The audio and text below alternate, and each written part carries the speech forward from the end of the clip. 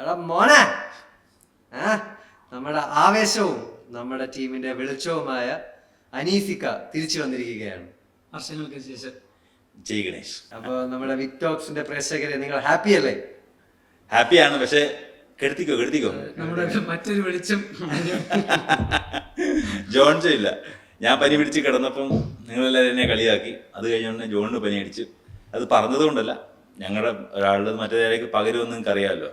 എനിക്ക് പനി വന്ന് സ്വാഭാവികമായിട്ട് ജോണിന് പനി വരണമല്ലോ. ഈ പ്രായമായവർ റിട്ടയർ ചെയ്യണം എന്നുള്ളതാണ് എന്റെ ഒരു അഭിപ്രായം അല്ലേ? ഇത് എത്ര നാളും കൂടെ നിങ്ങൾക്ക് ഈ ഒരു ഫീൽഡിൽ നിൽക്കാൻ പറ്റും? ഈ വർഷങ്ങൾക്ക് ശേഷം കണ്ടായിരുന്നു പ്രായമായ രണ്ടുപേരും വന്ന് ഒരു ബ്ലോക്ക് ബസ്റ്റർ സിനിമയുമായിട്ട് തിരിച്ചു വരുന്നതാണ് പടത്തിന്റെ തീം. കണ്ടിട്ടില്ലാത്തവർ പ്ലീസ് സ്പോയിലർ ചിലപ്പോ വന്നേക്കും. നാളെ തൊട്ട് ഇനി ഒളിവിൽ പോക്കോ അല്ലേ? ജോൺ കണ്ടുപിടിക്കട്ടെ. അല്ല തിരിച്ചല്ലേ, മധുരയിൽ ഒരു ഐ ഹോസ്പിറ്റലിന്റെ ഫ്രണ്ടിൽ പുള്ളിയെ കണ്ടിട്ടുണ്ടായിരുന്നു.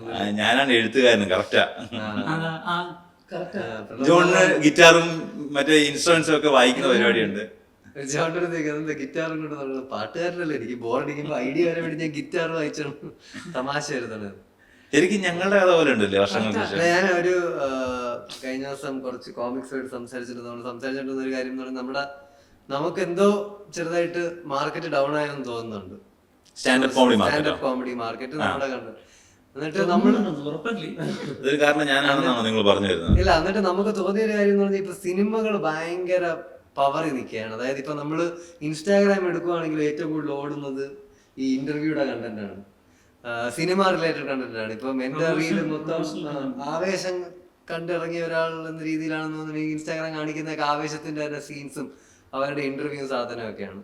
അതേപോലെ തന്നെയാണ് ചറപറ ഇപ്പൊ കണ്ടിന്യൂസ് സിനിമ. അപ്പം ഇന്ന് നമ്മൾ എടുക്കുന്ന വിഷയം അതാണ്. അതായത് മലയാളം സിനിമ പീക്കിലാണോ, ഹോളിവുഡ് പീക്കിലാണോ, ബോളിവുഡ് പീക്കിലാണോ, അതോ അതുപോലെ ഒരു മാർക്കറ്റിംഗ് ഇല്യൂഷൻ ഉണ്ടാക്കി വെച്ചിരിക്കുന്നതാണ്? ഓക്കെ, മലയാളം സിനിമേനെ ഊക്കണോ? Yes, let's start.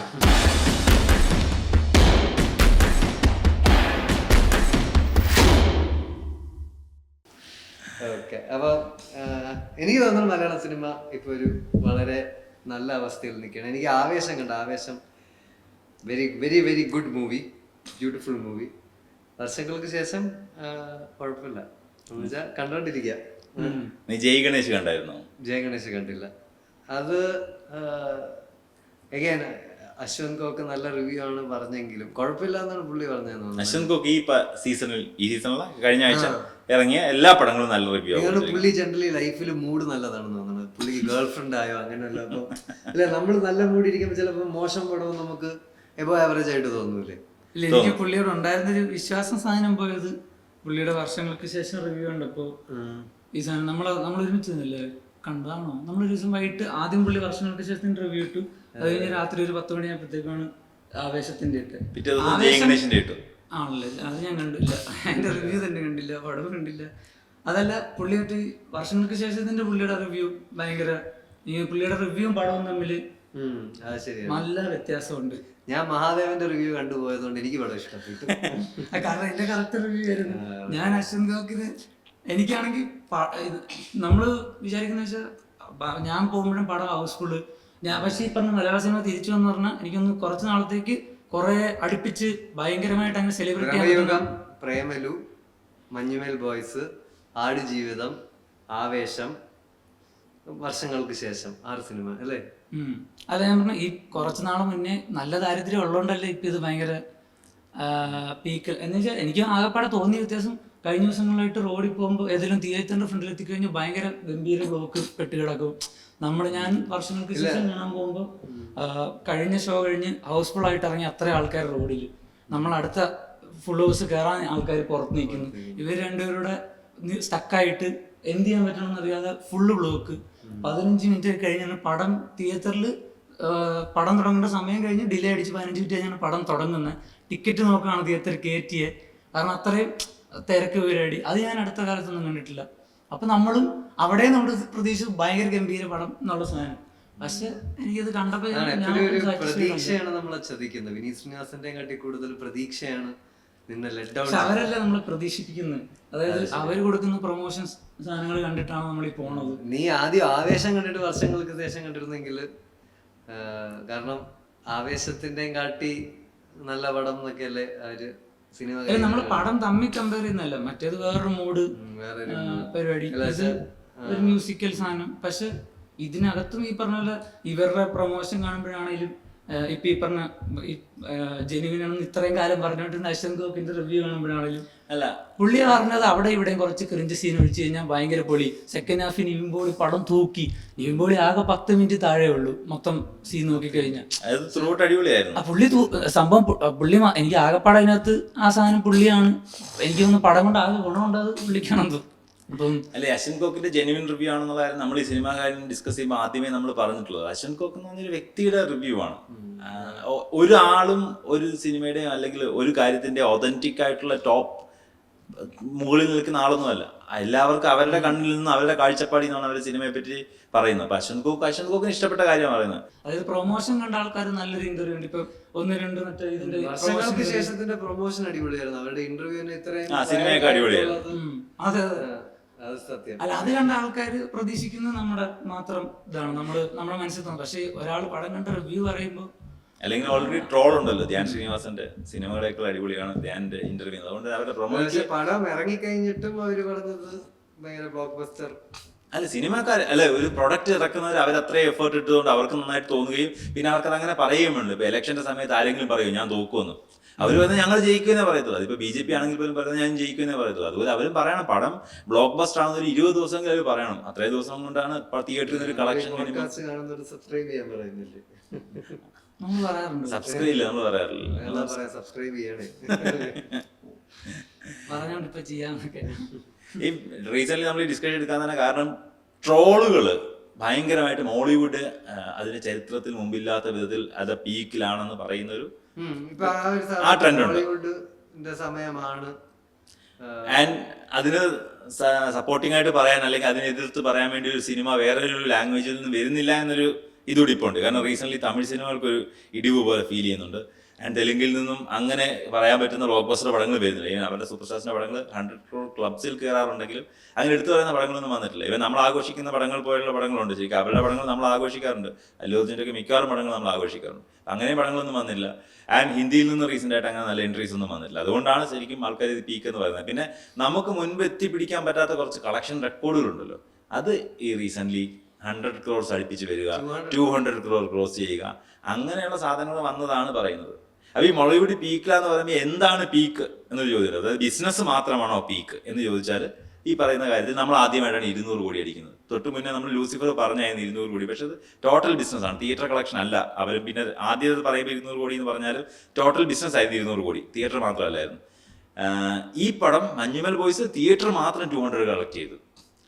അപ്പം അത് നമുക്ക് എത്തിപ്പെടാൻ പറ്റാത്ത ഒരു പീക്ക് എത്തിയപ്പോഴത്തേക്ക് ആൾക്കാർ വിചാരിച്ചു സോ നമ്മൾ വേറെ ഏതോ ലെവലിൽ എത്തി എന്നൊരു തോന്നൽ ആൾക്കാർക്കുണ്ട്.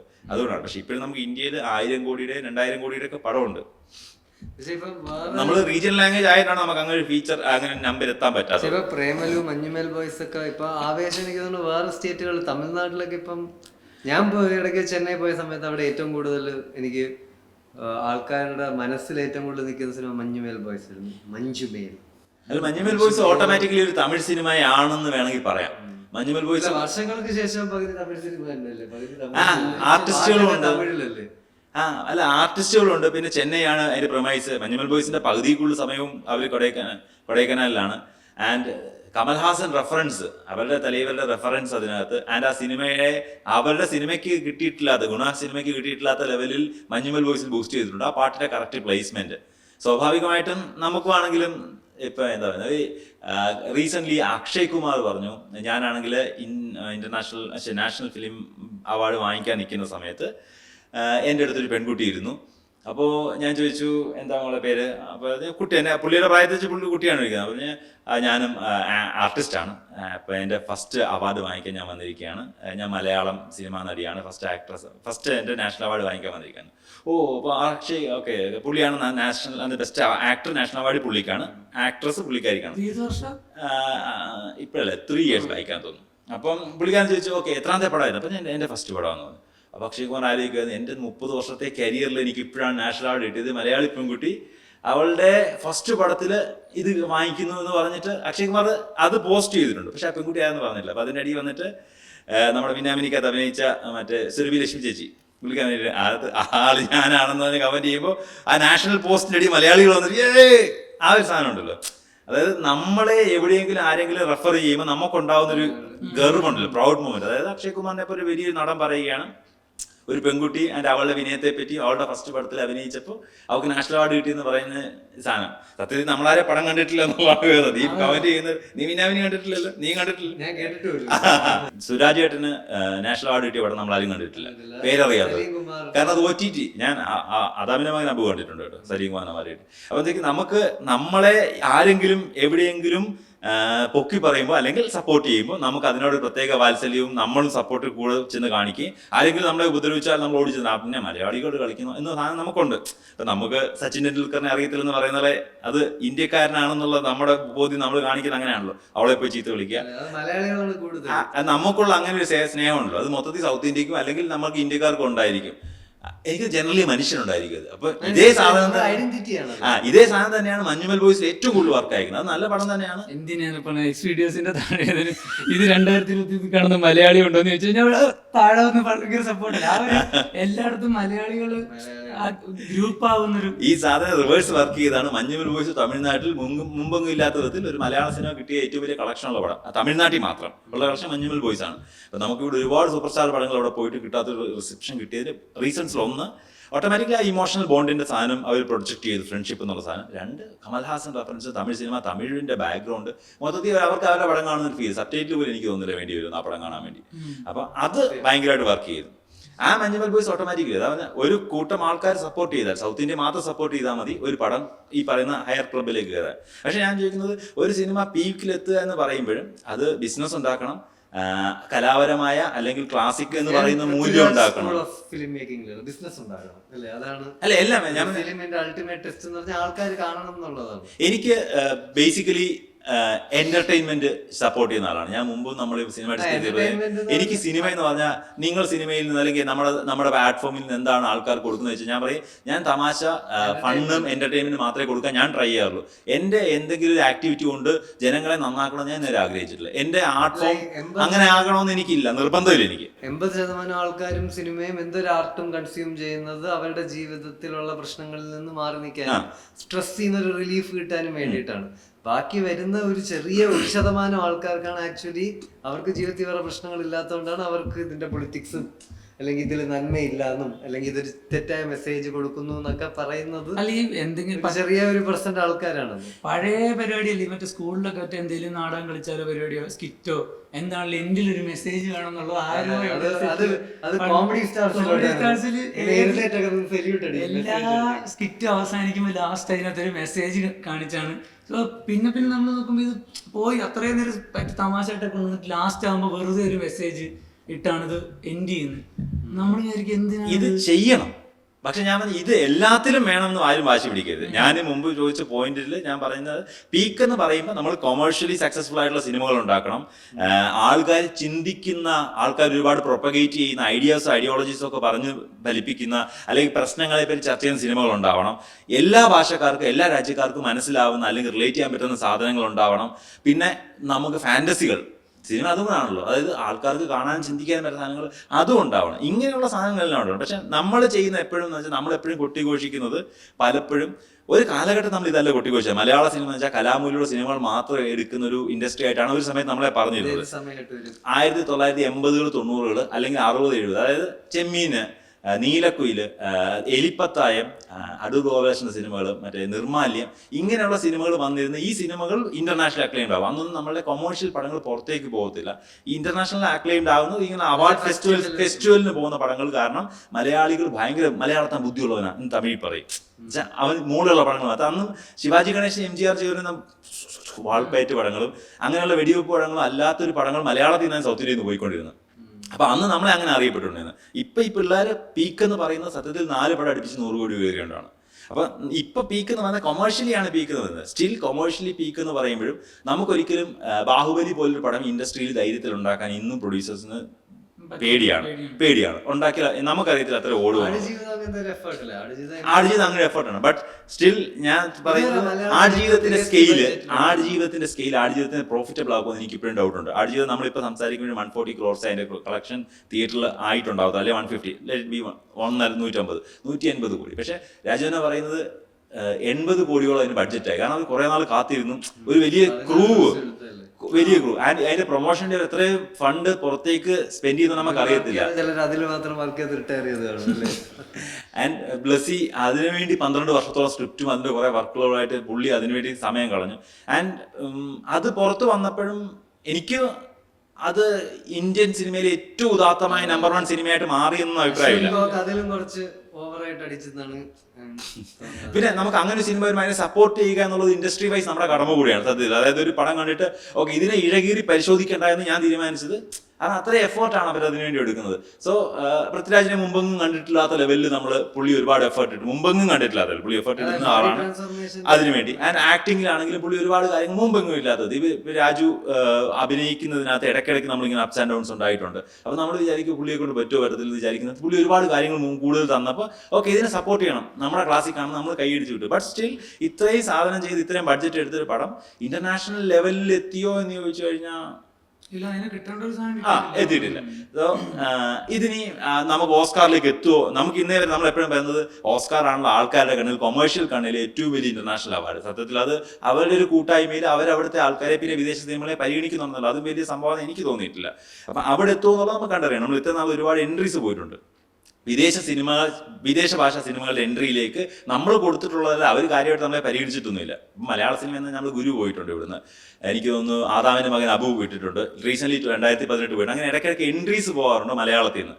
ഇതൊന്നും നമുക്ക് പറ്റത്തുള്ളൂ ഫോറിൻ ഫിലിം. കാരണം അവരൊരിക്കലും നമ്മളെ അവരുടെ മെയിൻ സ്ട്രീം ഇതാണ് ഈ ലോകത്തിലെ ഏറ്റവും മികച്ച സിനിമയുടെ ഓസ്കാർ കൊടുക്കുമ്പോൾ ഒരു വിദേശ ഭാഷയെ പലപ്പോഴും പരിഗണിക്കാറില്ല. പക്ഷെ 3-4 years ബാക്ക് കൊറിയയിൽ നിന്ന് വന്ന പാരസൈറ്റിനായിരുന്നു അവരുടെ ബെസ്റ്റ് ഫിലിം. സോ അപ്പോഴും സാധ്യത ഉണ്ടായിരുന്നു അവിടെ. അതായത് വിദേശ സിനിമകൾക്ക് വേണമെങ്കിൽ മികച്ച സിനിമയാകാൻ സാധ്യത ഉണ്ടായിട്ട് നമുക്കിതൊരു എൻട്രി പോലും എത്തിക്കാൻ പറ്റിയിട്ടില്ല. അപ്പൊ പീക്ക് എന്ന് പറയുമ്പോൾ നമ്മൾ ചിന്തിക്കേണ്ട കാര്യം, നമുക്ക് അത്രയും ലെവലിൽ നമ്മൾ സിനിമയിലേക്ക് പീക്കിന് കോൺട്രിബ്യൂട്ട് ചെയ്തിട്ടുണ്ടോ?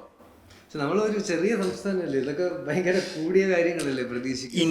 ഇന്ത്യ എന്നുള്ള ലെവലിൽ നോക്കുകയാണെങ്കിൽ നമുക്കാണെങ്കിൽ മലയാളത്തിൽ മോളിവുഡ്, ടോളിവുഡ്, നമുക്ക് നമ്മുടെ സിനിമ എന്ന് വെച്ചാൽ ഭയങ്കര അഭിമാനമാണല്ലോ.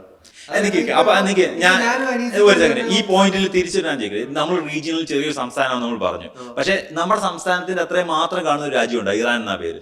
ഇറാൻ സിനിമകൾ ഇന്റർനാഷണൽ ഭയങ്കരമായിട്ട് അക്ലെയിം ചെയ്യാറുണ്ട്.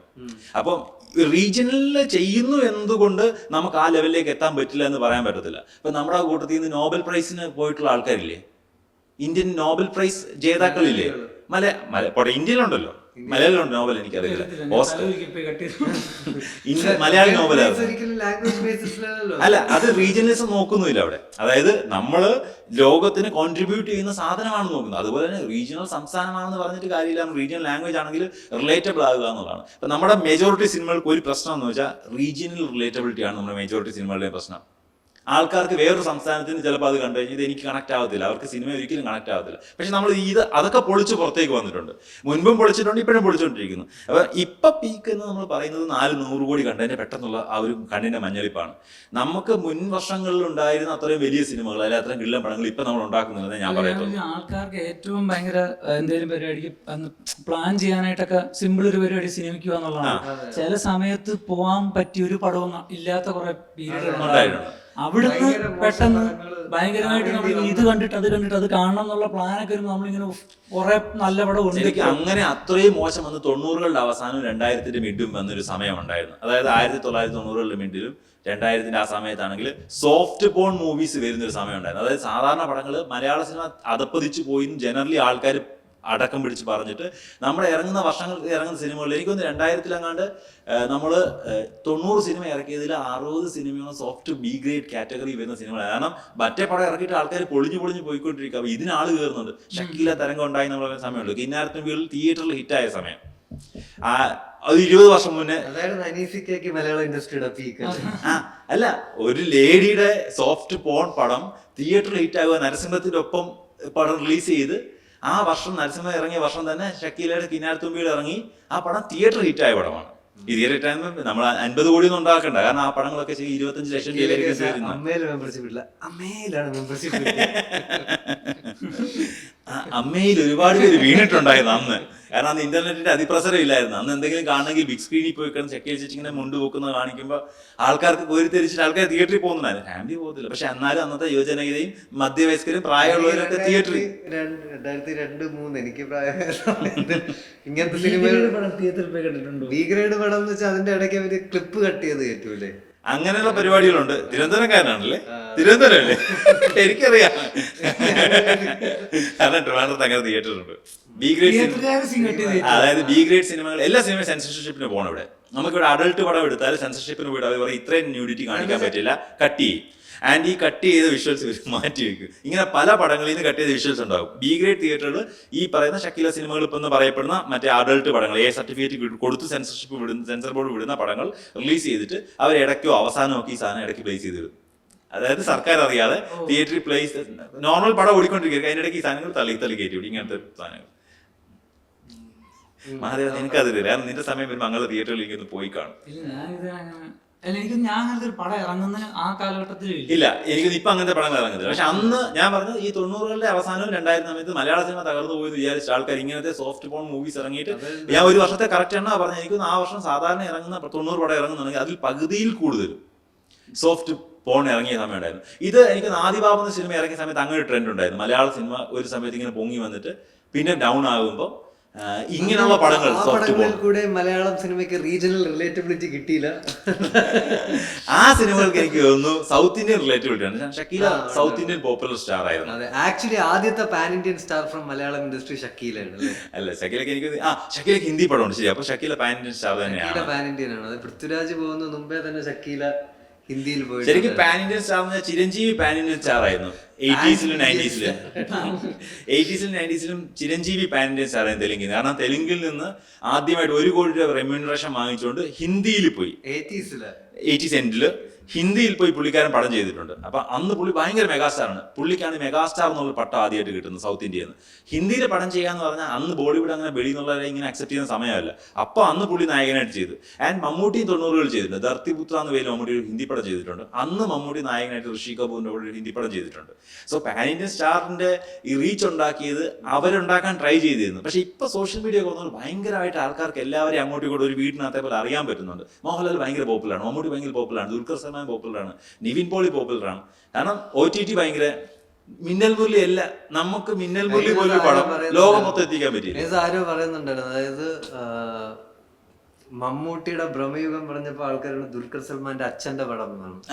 ദുൽഖർ സൽമാന്റെ വലിയ അച്ചീവ്മെന്റ് ഭയങ്കര അച്ചീവ്മെന്റ് അല്ലേ ആക്ച്വലി മമ്മൂട്ടിയുടെ ലെവലിൽ നിൽക്കുന്ന. സൗത്ത് ഇന്ത്യൻ യൂത്ത് സെൻസേഷൻ ആയിട്ട് ദുൽഖറിനെ ആൾക്കാർ അംഗീകരിക്കുന്നുണ്ട്. ആൻഡ് ലൈക്ക് വൈസ് പൃഥ്വിരാജിനാണെങ്കിൽ ഇന്ത്യൻ ഇൻഡസ്ട്രിയിൽ എവിടെ വേണമെങ്കിലും കോണ്ടാക്ട് ഉണ്ട്. പുള്ളി പറഞ്ഞില്ലേ, എനിക്കാണെങ്കിൽ ഒരു പടം എന്റെ ഭയങ്കര കോൺഫിഡൻസ്. അല്ല, പുള്ളി ഒരു കാലഘട്ടത്തിൽ ഫേസ് ചെയ്ത് ഏറ്റവും വലിയ പ്രശ്നം പുള്ളി കൊടുത്ത ഇന്റർവ്യൂസിൽ നിന്നാണ് ആൾക്കാർ പുള്ളിയെ വെറുക്കാൻ വേണ്ടി. സത്യത്തിൽ വെറുക്കാനുള്ള കാരണമൊന്നുമില്ല, നമ്മുടെ അഹങ്കാരം കൊണ്ട് നമ്മൾ വെറുക്കുന്നത്. പുള്ളി പറയുന്ന സാധനങ്ങൾ ഓക്കെ, അവൻ ആരാ അത് പറയാൻ? ഇവൻ ഇത്രയും ഫോളോവേഴ്സ് ഇല്ലാത്ത അവൻ, അത്രയും ഫോളോവേഴ്സ് ഉള്ള മമ്മൂട്ടിയെ മോഹൻലാലിലേക്ക് പറയാൻ അവൻ ആരാ എന്ന് ചോദിച്ചാൽ സത്യത്തിൽ പൃഥ്വിരാജിനെ വെറുത്ത. അല്ലാതെ പൃഥ്വിരാജിനെ വെറുക്കാൻ വേറൊരു കാര്യം. കാരണം പുള്ളിയുടെ ഫസ്റ്റ് പടം നന്ദനം ആ വർഷത്തെ ഇൻഡസ്ട്രിയൽ ഹിറ്റാണ്. അപ്പോൾ ഒരു ആക്ടർ പുറത്തേക്ക് വരുമ്പോൾ ഫഹദ് ഫാസിൽ വന്ന പോലെ അല്ല പുള്ളി വന്നത്. ഫഹദ് ഫാസിൽ ഫസ്റ്റ് പടം ഭയങ്കരമായിട്ട് മോശമായിട്ട് നമ്മൾ ആൾക്കാരെ ഓടിച്ചു വിട്ടു. പുള്ളി തിരിച്ചു വന്ന് കഴിവ് തെളിക്കുന്നു. പൃഥ്വിരാജിന്റെ ഫസ്റ്റ് പടം ഇൻഡസ്ട്രിയൽ ഹിറ്റാണ് നന്ദനം. അങ്ങനെ വന്ന മനുഷ്യനെ പുള്ളിക്കാരനെ ആൾക്കാർ അയാളുടെ ഐഡിയോളജി അയാൾ പുറത്ത് പറയുമ്പോഴാണ് നമ്മൾ അടിച്ചത്. ഈ പറഞ്ഞ പോലെ നന്ദനത്തിനകത്ത ക്യാരക്ടറിന്റെ ആൾക്കാർ വിചാരിച്ചാണ് ഈ പുള്ളി പറഞ്ഞ പോലെ ഒരു സൈലന്റ് അങ്ങനത്തെ മനുഷ്യനാണ്. അവിടെ ഇന്റർവ്യൂ നമ്മൾ മലയാളികൾക്ക് അത് തീരെ സഹിക്കാൻ പറ്റില്ലല്ലോ. നമ്മൾ പ്രതീക്ഷിക്കുന്ന ഒരാൾ പെരുമാറിയില്ല. നമ്മൾ കണ്ടിഷ്ടപ്പെട്ടത് ആ വീട്ടില് നന്ദുവിനെ അല്ലേ, ക്യൂട്ട് പേരിലാണ് വിളിക്കുന്നത്, അങ്ങനെ ഒരു പേരിലാണല്ലോ പുള്ളിയെ വിളിക്കുന്നത്. ആൻഡ് രാജു വന്ന ആ 2-3 വർഷം കൊണ്ട് തന്നെ പുള്ളിക്കാരൻ ഇപ്പൊ ട്രോളിലൊക്കെ ആൾക്കാർ അതിനെ മെൻഷൻ ചെയ്യുന്നുണ്ട്. അല്ല, ആ സിനിമ നന്ദനത്തിനകത്ത് എന്താ വിളിക്കുന്നത്? അല്ല, പുള്ളി ഇപ്പൊ ട്രോളിൽ നമ്മളത് ഗ്ലോറിഫൈ ചെയ്ത് പറയുന്നുണ്ട്. പുള്ളി വന്ന വർഷം തന്നെയാണ്, ആ വന്ന വർഷങ്ങൾ വെച്ച് പുള്ളി സ്റ്റോപ്പ് വയലൻസ് ചെയ്തത്, ചക്രം ചെയ്തത്. അതായത് 22 വയസ്സുള്ള ഒരു പയ്യൻ 30 വയസ്സിന്റെ മെച്യൂരിറ്റി ഉള്ള വലിയ ഹെവി റോളുകൾ തോളത്ത് കൊണ്ടുപോയത്. ആ പടങ്ങളാണ് തിയേറ്ററിൽ സക്സസ് ആയില്ലെങ്കിൽ ഇപ്പൊ നമ്മൾ അതിനെ ഗ്ലോറിഫൈ ചെയ്യുന്നുണ്ട്. അപ്പൊ അന്ന് പുള്ളിക്കാരൻ പുള്ളിയുടെ ഐഡിയോളജി പുറത്ത് പറഞ്ഞതിനാണ് നമ്മൾ അടിച്ചുകൊണ്ടിരുന്നത്. ഇപ്പൊ പൃഥ്വിരാജ് ഇന്റർവ്യൂസിൽ പറയുന്നുണ്ടല്ലോ, പുള്ളിക്ക് ഒരു പടം കന്നഡയിലോ ഹിന്ദിയിലോ റിലീസ് ചെയ്യുന്ന ഒരു ഫോൺ കോൾ ചെയ്താൽ മതി. അത് പുള്ളി ഉണ്ടാക്കിയെടുത്ത ബിസിനസ് കണക്ഷനാണ്, ഇൻഡസ്ട്രികൾ തമ്മിലുള്ള അകലം കുറഞ്ഞത്. അതിന് കാരണമായത് ശരിക്കും പറഞ്ഞാൽ ഗ്ലോബൽ എന്താ പറയുക, നമ്മളൊരു ഗ്ലോബൽ വില്ലേജ് ആണെന്ന് പറയത്തില്ലേ, കയ്യിലേക്ക് എല്ലാം ലോകം ഒതുങ്ങിയില്ല, സ്മാർട്ട് ഫോൺ ഒന്നുകൂടി. ഇപ്പൊ ഈ 1980കളിലും 90കളിലും ഒക്കെ നമുക്ക് അങ്ങനെ ഒരു ഫെസിലിറ്റി ഇവിടെ ഉണ്ടായിരുന്നെങ്കിൽ ഇന്ന് പറയുന്ന ഈ 100 crores ഒക്കെ അന്നേ ഉണ്ടായേനെ. ഇപ്പോഴും നമ്മൾ മൾട്ടിപ്പിൾ ബാച്ച് ചെയ്യുന്ന സിനിമകൾ സത്യത്തിൽ 80s and 90s-നെയാണ്. ഇപ്പോഴത്തെ സിനിമകൾ ഇപ്പൊ റീസെന്റ് ആവേശം അടിപൊളി പടമാണ്, നമ്മൾ കണ്ടു. എനിക്ക് ആവശ്യം തിയേറ്ററിൽ ഇരുന്നപ്പോൾ സത്യത്തിൽ ലാഗ് ഫീൽ ചെയ്തായിരുന്നു. ധ്യാൻ ശ്രീനിവാസൻ തമാശക്ക് പറഞ്ഞ അല്ല ഉള്ളി തട്ടി പറഞ്ഞാന്ന് എനിക്ക് തോന്നുന്നത്. ധ്യാൻ ശ്രീനിവാസൻ ഇന്റർവ്യൂവിന് പറഞ്ഞു ആവേശത്തിന് സെക്കൻഡ് ഹാഫ് ലാഗ് ഉണ്ട് അല്ലേ വിനീതെ എന്ന് പറഞ്ഞ് വിനീതനെ വെക്കാൻ വേണ്ടി പറഞ്ഞു. പക്ഷെ ശരിക്കും പുള്ളിയുടെ മനസ്സിൽ തട്ടി പറഞ്ഞാൽ എനിക്ക് തോന്നുന്നു. കാരണം എനിക്ക് പടം കണ്ടപ്പോൾ അവിടെ ലാഗ് ഫീൽ ചെയ്തായിരുന്നു. Throughout our ups and downs feel ചെയ്തായിരുന്നു. ഇപ്പൊ രാജമാണിക്യം ചോട്ടാമ്പി വന്ന ഒരു കൾട്ട് ക്ലാസിക്കാണ്. ആ പടത്തിൽ നിന്ന് എനിക്ക് അതിങ്ങനെ ഗ്രാഫ് കയറി പോകുന്നതായിട്ട് എനിക്ക് എപ്പോഴും തോന്നിയിട്ടുള്ളൂ. പക്ഷെ എനിക്ക് ആവേശം അപ്സ് ആൻഡ് ഡൗൺസ് ആയിട്ടാണ് ഫീൽ ചെയ്തത്. രാജമാണിക്യം കുറച്ചുകൂടെ ഒരു ശരിയാണ് നിങ്ങൾ പറഞ്ഞിട്ട് തന്നെ ശരി. ആവേശം ചിലപ്പോൾ ഒരു ഫാമിലി പടമായിരിക്കും, രോമാഞ്ചം പോലെ തന്നെ ഒരു ടീനേജ് ഫാന്റസിയാണ് ആവേശം. തിയേറ്ററിൽ രാജമാണിക്യം കുറച്ചുകൂടെ മറ്റേ ഫാമിലി സാധനം, മനസ്സിലായില്ല? അതായത് ആ ഫാമിലി വന്ന് ശരിയാക്കും. അല്ല, വെറും ഫാമിലി സാധനം മാത്രമാണോ? രാജമാണിക്യം പിള്ളേർക്ക് ഇഷ്ടപ്പെടത്തില്ലയോ? കുട്ടികൾക്ക് ചെറുപ്പക്കാർക്ക് ഇഷ്ടപ്പെടും. അന്ന് ശരിക്കും തിയേറ്ററിൽ ഫസ്റ്റ് ഡേ ആൾക്കാർ കഴിയുന്ന ചെറുപ്പക്കാരായിരിക്കും പോലെ തന്നെ ഒരു ലെവൽ പടമാണ് ആവേശം. ഇത് നമുക്ക് ഒരിക്കലും അന്നത്തെ ഇന്നത്തെ വെച്ച് കമ്പയർ ചെയ്യാൻ പറ്റില്ല. അതായത് ഇപ്പൊ എല്ലാവരും പറയും അന്നത്തെ പടം നല്ലത് ഇന്നത്തെ പടം, അങ്ങനെയല്ല ഞാൻ പറയുന്നത്. എല്ലാ കാലഘട്ടത്തിലും പല ടൈപ്പ് പടങ്ങൾ, ക്രിട്ടിക്കലി അക്ലൈംഡ് ആയിട്ടുള്ള പടങ്ങളും കൊമേഴ്ഷ്യലി സക്സസ്ഫുൾ ആയിട്ടുള്ള പടങ്ങളും ഉണ്ടായിട്ടുണ്ട്. അതിങ്ങനെ ഉണ്ടായിക്കൊണ്ടിരിക്കും. ന്യൂ ജനറേഷൻ വേവ്സ് എന്ന് നമ്മളിപ്പോൾ പറയുന്ന സാധനങ്ങൾ അതാത് കാലഘട്ടത്തിൽ ഉണ്ടായിട്ടുണ്ടാകും. ഇപ്പൊ 90കളിൽ പത്മരാജനായിരുന്നു ന്യൂ ജനറേഷൻ വേവ്. 80ന്റെ അവസാനം തൂമാനത്തുമ്പികൾ വന്നത് മലയാള സിനിമ അന്നേരം കണ്ടിട്ടില്ലാത്ത ലെവലിലുള്ള ഒരു പടം. നമ്മൾ കാണാത്ത ഒരു നായകൻ, അതായത് പെണ്ണ് പിടിക്കാൻ പോകുന്ന, പൈസ കൊടുത്ത് പെണ്ണ് പിടിക്കാൻ പോകുന്ന നായകൻ, ആ നായകനെ ഗ്ലോറിഫൈ ചെയ്യുന്ന ഒരു പടം പത്മരാജൻ അന്ന് എഴുതി.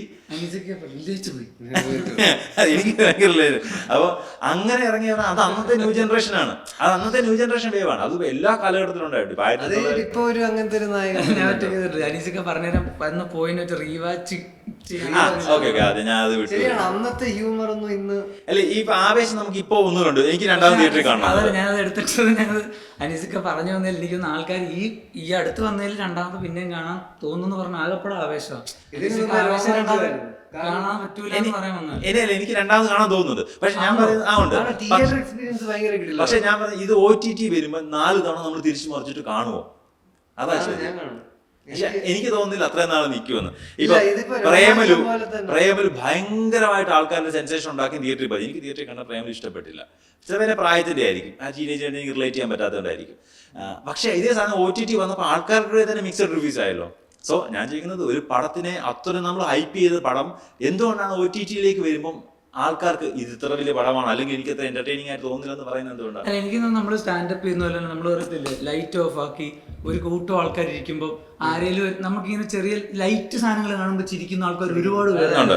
അപ്പൊ നമ്മുടെ ഷോയ്ക്ക് വരുന്നല്ല, നമ്മൾ പറ്റ തിയേറ്ററിലാകുമ്പോൾ ഇത്രയും പേര് പാക്ഡ് ആയിട്ടിരിക്കുമ്പോൾ ഈ ലൈറ്റ് സാധനങ്ങൾക്ക് ചിരിക്കുന്ന ഒരുപാട് പേര് അവിടെ ഇവിടെ ഇരിപ്പുണ്ട്.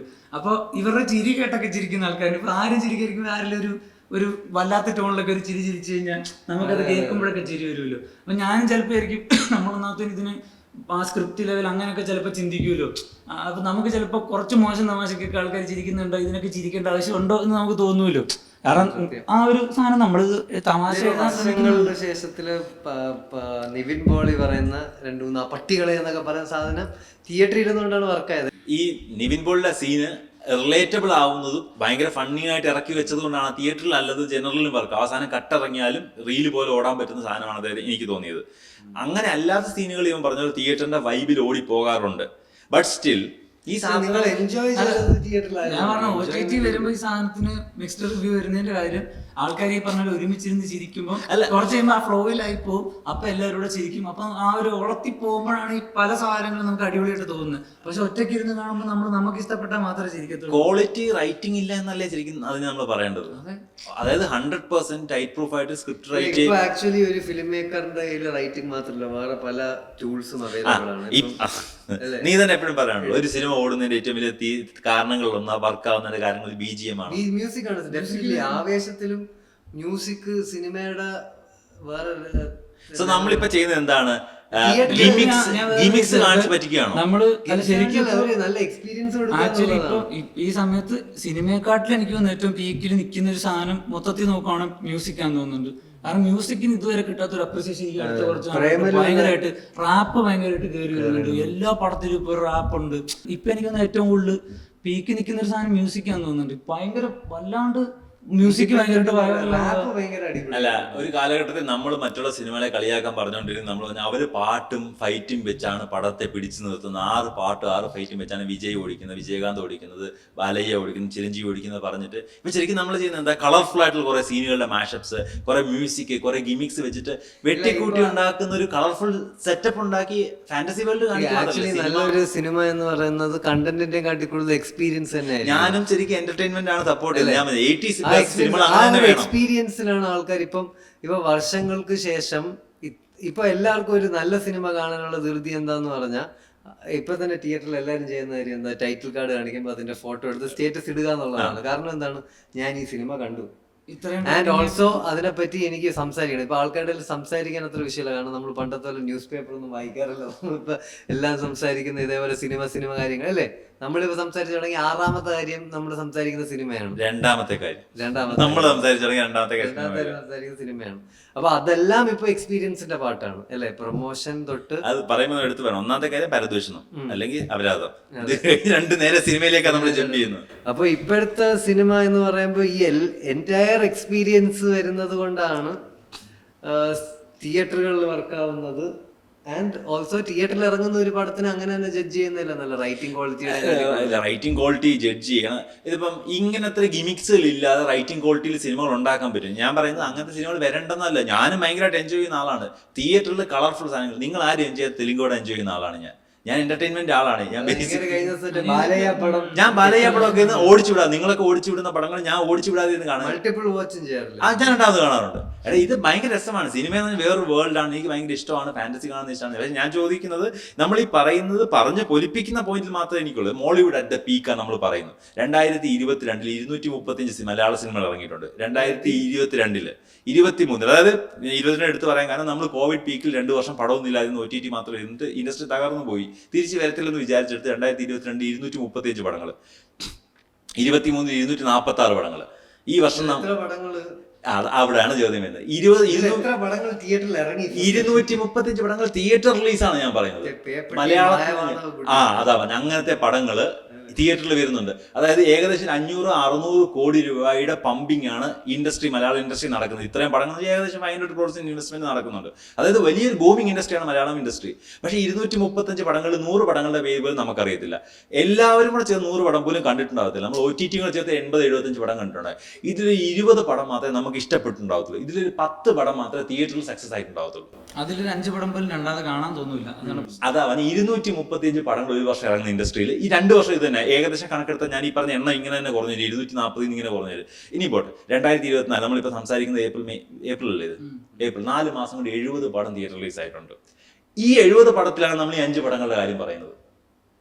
70 പടം തിയേറ്ററിൽ വന്നിട്ട് 5 പടം പറയുന്നത് 10 പടം മാത്രമേ നമുക്ക് കാണാനുള്ളൂ. ഈ 10 പടം നമ്മൾ പറഞ്ഞാലും അതിൽ എനിക്കറിയാം ഞാൻ ഈ പറയുന്ന മിക്സഡ് റിവ്യൂസ് ഉള്ള ഒരുപാട് ആൾക്കാരുണ്ട്. ഇപ്പം ഞാൻ പ്രേമലു ഇഷ്ടപ്പെട്ടില്ലെന്ന് ആൾക്കാർ ചീത്ത വിളിക്കും, നിനക്കെന്താ ഇഷ്ടപ്പെടാത്തത്? പക്ഷെ എനിക്ക് ഉറപ്പാണ് കേരളത്തിലെ പകുതി പേർക്ക് പ്രേമലു ഇപ്പം എന്താ ഇത്ര പറയാനുള്ള ചോദ്യമുള്ളവർ കാണും.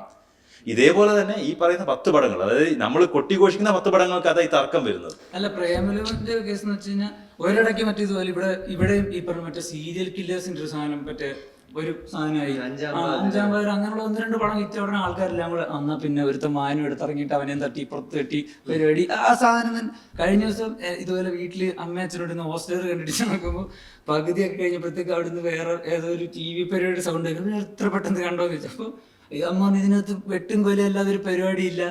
മറ്റേ ഇതുപോലെ ഫസ്റ്റ് ഹാഫ് മൊത്തം ഇതുപോലെ സീരിയൽ കില്ലിങ് സാധനം തന്നെ കാണിച്ചോണ്ടിരിക്കില്ല. അപ്പൊ ഇവർക്കാണെങ്കിൽ ഞാൻ വിചാരിക്കുന്നത്, ഞാനും പിന്നെ ചിന്തിച്ചു ഇവർ ഇത് കാണാനിട്ട് കൊടുക്കണ്ടായിരുന്നുള്ള സാധനം. കാരണം ഇവർ ഈ പ്രായത്തിൽ ഇവർക്കും വേണ്ടത് എന്റർടൈൻമെന്റ് അല്ല. ഇവർക്കും ആക്ച്വലി കുറെ പ്ലോട്ട് പ്രിഡിക്ട് ചെയ്യാൻ പറ്റും അല്ലേ. ഇവരും കണ്ട് കൂടുതൽ അവെയർ ആവും. അല്ല, അവർക്ക് ഇങ്ങനത്തെ സാധനങ്ങളൊന്നും കാണണ്ട. അതായത് നമ്മളാണ് ഈ പറഞ്ഞ ഒരിടയ്ക്ക് ഈ പറഞ്ഞ നമ്മളെ പ്രേക്ഷകരാണ് ഈ പറഞ്ഞ ഇടയ്ക്ക് കയറ്റി മറ്റേ ബ്രില്യൻസ് സാധനം നൈസായിട്ട് ഈ സാധനം കാണിച്ചു, ഭയങ്കര ട്വിസ്റ്റ് പരിപാടി എന്നൊക്കെ പറഞ്ഞിട്ട് ഇതും ചറവറ കുറെ ഇറങ്ങാൻ തുടങ്ങിയപ്പോഴത്തേക്കും ഈ പറഞ്ഞ പോലെ ഉണ്ട്, സംഭവം ഉണ്ട്, രസം ഭയങ്കര ഇപ്പം കണ്ണൂർ സ്കോഡ് ആണെങ്കിലും കുറച്ച് ഡാർക്ക് ആ ഒരു പരിപാടിയാണല്ലോ, പക്ഷെ വർക്കായ പടമാണ്.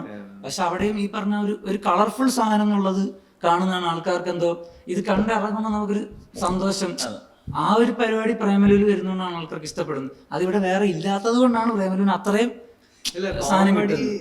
ചെറുതായിട്ട് വർക്കായാലും തിയേറ്ററിൽ നല്ലപോലെ. ഇത് പ്രേമലു തെലുങ്ക് ഇക്വേഷൻ മൂവിയോട് ഭയങ്കര സാമ്യമുള്ളത്. ഞാൻ അങ്ങനത്തെ ഒരുപാട് തെലുങ്ക് സിനിമകൾ കണ്ടിട്ടുണ്ട്.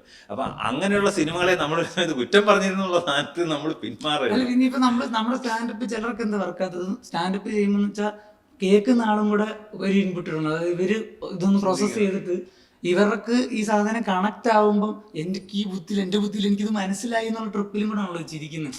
നമ്മുടെ രണ്ടുപേരുടെയും കൂടെ ബുദ്ധി കണക്ട് ആവുന്ന സാധനത്തിലാണല്ലോ ജോക്ക് വർക്കാവുന്നത്. ഇങ്ങനെ ചില പടങ്ങൾ എന്ന് വെച്ച് കഴിഞ്ഞാൽ ഈ പറഞ്ഞ കോംപ്ലിക്കേറ്റഡ് കഥയില്ല, നേരത്തെ ഒരു കാര്യം ഓർത്ത് വെക്കേണ്ടൊന്നും. ഈ പ്രേമലെന്ന് വെച്ചാൽ പ്ലെയിൻ ആയിട്ട് പോകുന്ന സാധനമല്ലേ, ജസ്റ്റ് ഇങ്ങനെ പോണ പരിപാടി അവിടുന്ന് ഇവിടുന്ന് പല മിക്സ് കാണിക്കുന്ന. എനിക്ക് വലിയ കോൺഫ്ലിക്ട്സുകൾ ഫീൽ ചെയ്തില്ല, വളരെ പ്ലെയിൻ ആയിട്ട്. അത് ഇഷ്ടമുള്ള ആൾക്കാരുണ്ട്. ഈ പറഞ്ഞ പ്രഷർ എല്ലാം കൂടെ എടുത്തിട്ട് ഇതാകുമ്പോ ഒന്നും ചിന്തിക്കാനില്ല, ജസ്റ്റ് ഇങ്ങനെ കണ്ടോണ്ടിരുന്ന. പക്ഷെ അത്രയും കണ്ടന്റുകൾ, ആ ക്വാളിറ്റി കണ്ടന്റുകൾ ഒരുപാട് സ്കെച്ചുകളായിട്ടും മറ്റേ ഇൻഫ്ലുവൻസർ കണ്ടന്റായിട്ടും യൂട്യൂബ് വീഡിയോസ് ആയിട്ടും വരുന്നില്ലേ. ഷോർട്ട് ഫിലിംസ്, കരിക്കിന്റെ വീഡിയോസ് ഒക്കെ ശരിക്കും പറഞ്ഞാൽ പ്രേമലു മോഡല്ലേ. അതെ, അത് പക്ഷെ ആൾക്കാർക്ക് ഇഷ്ടമല്ലേ.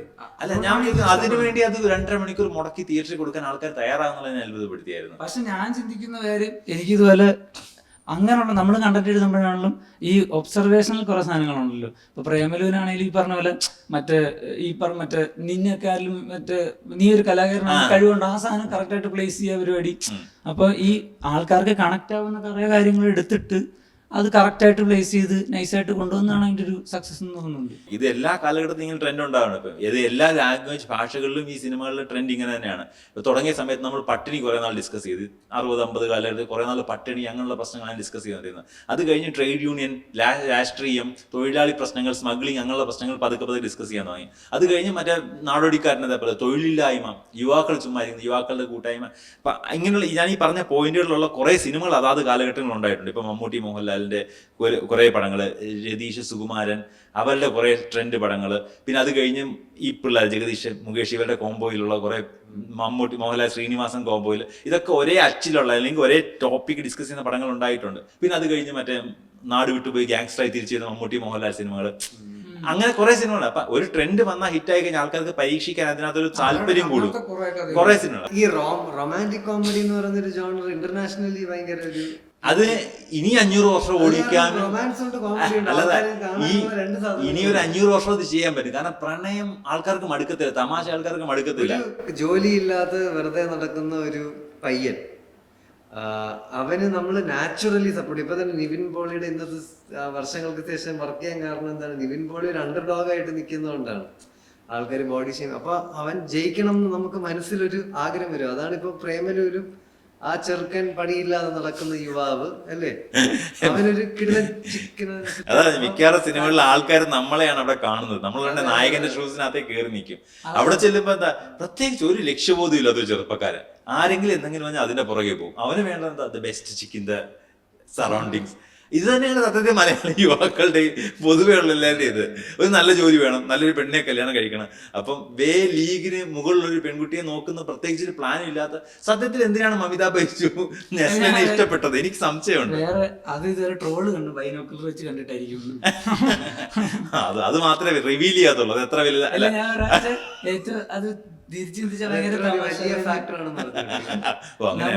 എത്ര വലുതായിരുന്നു കണ്ടിട്ടാണ്. ഭയങ്കര ഇതിലിരിക്കുമ്പോൾ നമ്മൾ വിചാരിക്കില്ല, അതായത് കൊട്ടൊക്കെ പിടിച്ചിട്ടെങ്കിലും വെച്ച് IAS ഒക്കെ എടുക്കണം, ആ ഒരു സാധനം. അതായത് അത്രയ്ക്കുള്ള സാധനം ഇല്ലായിരിക്കും. പക്ഷെ നമ്മൾ ചുമ്മാ സ്വപ്നം കാണുമ്പോൾ വിചാരിക്കുമല്ലോ കളക്ടറൊക്കെ ആയി ആ ഒരു സാധനം പിടി. അത് വിക്രമത്തിൽ ദുൽഖറിനെ കാണിക്കുന്ന, ദുൽഖർ ഭയങ്കര സ്ട്രഗ്ലിങ്, കള്ളന്റെ മോൻ, അത്രയും ഇത് പറഞ്ഞ പോലെ ബുദ്ധിമുട്ടുകൾ ഫേസ് ചെയ്ത് നിൽക്കുന്നിടത്തും പുറത്തു പോയി പകുതി സമയത്ത് ജോലി ചെയ്തു, ബാക്കി സമയത്ത് പഠിച്ചു. കുറച്ച് നേരത്തേക്കേ കാണിക്കുന്നുള്ളൂ, പക്ഷെ കളക്ടറെ സാധനം, ആ ഒരു സാധനം കാണിക്കുമ്പോൾ അതാണല്ലോ പടത്തിന്റെ മെയിൻ ഹൈപ്പ് സാധനം. അത് കാരണം എല്ലാവരുടെയും ഒരു ആഗ്രഹമാണല്ലോ, ലാർജർ ദാൻ ലൈഫിലുള്ള എല്ലാവരും സ്വപ്നമാണ്. പക്ഷെ അങ്ങനെയുള്ള സിനിമകൾ വരണം. അത് ഞാൻ പറഞ്ഞില്ലേ, നമുക്ക് ചെയ്യാൻ പറ്റാത്ത കാര്യങ്ങൾ സ്ക്രീനിൽ കാണുന്നത് എനിക്ക് ഭയങ്കര ഇഷ്ടമാണ്. ഞാൻ കൈയടിക്കുന്ന അങ്ങനെ തന്നെയാണ്, തെലുങ്ക് സിനിമ കാണുന്നത് അതിനാണ്. നമുക്ക് പറഞ്ഞടിക്കാനൊന്നും പറ്റത്തില്ല. എന്നാലും ബാലയ്യ പറഞ്ഞടിക്കുമ്പോൾ എനിക്കൊരു സന്തോഷം. വിജയ് അണ്ണൻ ഓടി വന്നിട്ട് രാജ്യത്തെ മൊത്തം രക്ഷിക്കാൻ എല്ലാവർക്കും ആഗ്രഹമുണ്ട് ഇങ്ങനെയൊക്കെ ചെയ്യണമെന്ന്. നമ്മളെ കൊണ്ട് പറ്റത്തില്ല. എല്ലാവർക്കും ആഗ്രഹമുണ്ട് ആരെങ്കിലും വന്ന് രക്ഷിക്കണം എന്നുള്ളത് അല്ലേ. എനിക്ക് ആക്ച്വലി അതാ ജവാൻ കുറച്ച് നേരം കണ്ടോണ്ടിരുന്നപ്പോ എനിക്ക് ആ സാധനം ആ ഒരു ത്രെഡ് ഇഷ്ടപ്പെട്ടായിരുന്നു. അതായത് പെട്ടെന്ന് ഒരാളെ പറഞ്ഞു ഇവിടുത്തെ കുറെ സോഷ്യലിസ്റ്റ് നോക്കിയിട്ട് അതിനെതിരെ ഫൈറ്റ് ചെയ്യുന്ന ഒരു ടീം ഭയങ്കര പവർഫുൾ ആയിട്ടുള്ള ഒരു ടീം എന്നുള്ള സാധനം പിന്നെ അങ്ങോട്ട് വേണം. വർഷങ്ങളിൽ തമിഴ് സിനിമയ്ക്ക് അങ്ങനെ ഒരു ഇക്വേഷൻ കുറെ സിനിമ ഉണ്ടായിരുന്നു. ഈവൻ ശങ്കർ പോലും ഒരു സമയത്ത് പൊളിറ്റിക്സ് കറപ്ഷനെതിരെ ഫൈറ്റ് ചെയ്യുന്ന നായകനെ ഭയങ്കര രസമായിട്ട് ഫൈറ്റ് ചെയ്യുന്ന നായകനെ പ്ലേസ് ചെയ്താണ് തമിഴ് സിനിമയിൽ ഒരു കളർഫുൾ സിനിമയുടെ യുഗം ഉണ്ടാക്കിയത്. ഞാൻ അതൊക്കെ കണ്ടാണ് ഭയങ്കരമായിട്ട് ഈ കളർഫുൾ സിനിമയുടെ ആരാധകനായത്. അതായത് ശങ്കർ പടങ്ങളൊക്കെ കണ്ടാൽ ഞാൻ എൻ്റെ ചെറുപ്പത്തിൽ ഞാൻ ജെന്റിൽമാൻ കണ്ടിട്ടുണ്ട്, തിയേറ്ററിൽ കണ്ടിട്ടുണ്ട് ജെന്റിൽമാൻ, പിന്നെ മുതൽവൻ കണ്ടിട്ടുണ്ട്, ഇന്ത്യൻ. അപ്പൊ ഇങ്ങനെയുള്ള പടങ്ങൾ കണ്ടിട്ട് നമുക്ക് ചെയ്യാൻ പറ്റാത്ത വലിയ സാധനങ്ങൾ കളർഫുൾ ഈ പറയുന്ന മസാലയായിട്ട് തന്നെ അടിക്കടിക്ക് കാണുന്നത് എനിക്ക് ഭയങ്കര ഇഷ്ടമാണ്. പക്ഷെ അതോടൊപ്പം തന്നെ റീവാച്ച് ചെയ്യാൻ പറ്റുന്ന, നമുക്ക് ഡിസ്കസ് ചെയ്യാൻ പറ്റുന്ന, നമ്മുടെ ഐഡിയോളജീസ് പുറത്ത് കാണിക്കുന്ന, നമ്മൾ എന്താണെന്ന് ബാക്കിയുള്ളവർക്ക് കാണാൻ പറ്റുന്ന അങ്ങനെയുള്ള സോഷ്യോ പൊളിറ്റിക്കൽ സിനിമകളും വരണം. ചിന്തിച്ചൊരു സാധനം എന്ന് പറഞ്ഞാൽ പ്രേമം ഭയങ്കര റീവാച്ച് വാല്യൂ ഉള്ള പടമാണ്. അതാണ് പ്രേമിലും അത്ര ഇല്ല. ഈ പറയുന്ന മൾട്ടിപ്പിൾ ബാച്ച് 10-ലൊക്കെ ഒതുങ്ങും ചിലപ്പോ. ഞാൻ ഇപ്പൊ ആൾക്കാർ എപ്പോഴും പറയുന്നത് CID മൂസ കാണാന്ന് പറയും. ഞാൻ അതിലും ബൈക്കിലേക്ക് പോകാൻ പറ്റും. 1990-കളിലെ പറയുകയാണെങ്കിൽ ഈ ആൾക്കാർ ഇപ്പോഴത്തെ പിള്ളേർ ഇത് കണ്ട് ഇഷ്ടപ്പെടുന്നില്ലല്ലോ. അവരാണല്ലോ ട്രോൾ ഉണ്ടാക്കുന്നത്, ന്യൂജൻ പിള്ളേരെ ട്രോൾ ഉണ്ടാക്കുന്നത്. അവരുണ്ടാക്കുന്ന സീൻസ് ഏതാ കൂടുതൽ അവിടെ നിന്നാണല്ലോ വരുന്നത്. ഏറ്റവും കൂടുതൽ റീവാച്ച് ചെയ്തിട്ടുള്ള പടം ഇതായിരിക്കും.